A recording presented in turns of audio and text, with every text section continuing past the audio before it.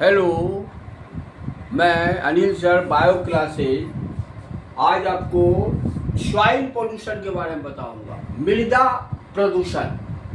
मृदा प्रदूषण क्या है?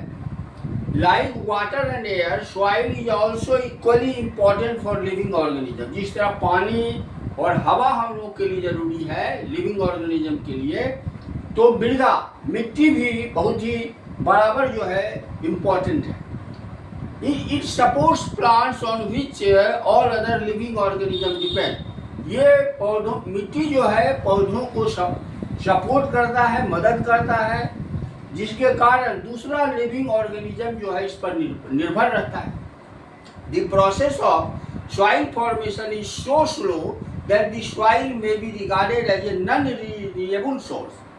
और सॉइल जो बनता है, मृदा का जो निर्माण होता है, वह इतनी धीमी गति से होता है कि सॉइल को जो है नॉन रिन्यूएबल सोर्स में डाला गया है।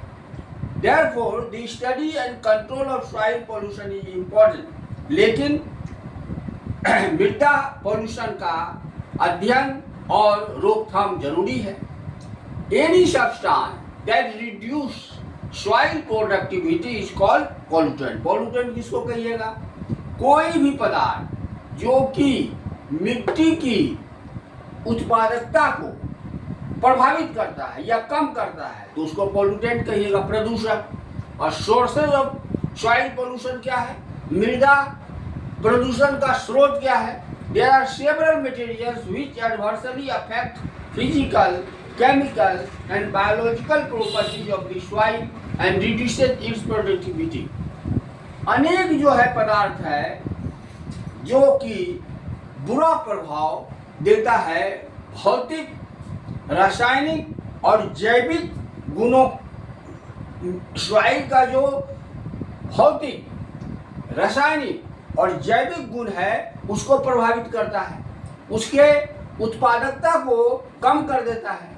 These are, ये तीन गो होता है, 3।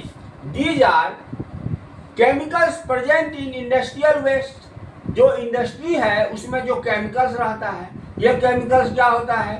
These reach the soil with water or through rain।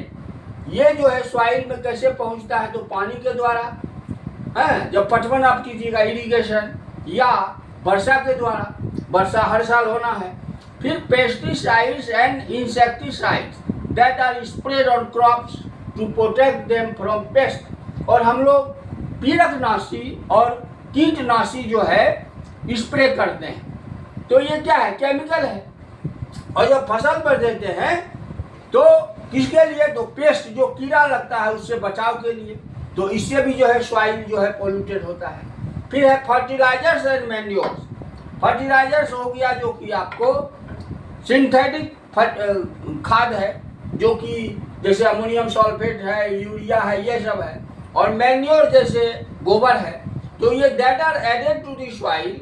तो इसको जब सॉइल में आप डालते हैं तो ये क्या होता है? इंक्रीज दी क्रॉप यील्ड, ये फसल की उपजा शक्ति को बढ़ाता है। तो ये सॉइल पोल्यूशन का सोर्स है। और कल आपको इसका इफेक्ट बताऊंगा। तो आज सॉइल पोल्यूशन में इतना ही। Thank you.